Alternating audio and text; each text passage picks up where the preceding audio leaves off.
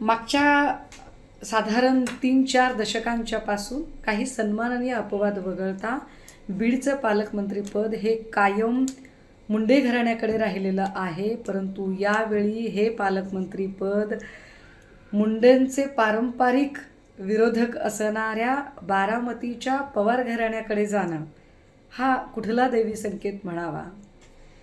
असो, आम्ही या निमित्ताने अजितदादांचं अभिनंदन करतो.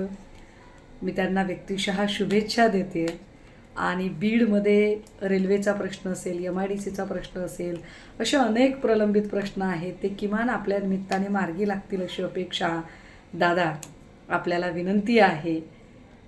बीडचा रक्तरंजित पॅटर्न बदलून बीडमध्ये बारामतीचा हरित पॅटर्न आपण राबवावा.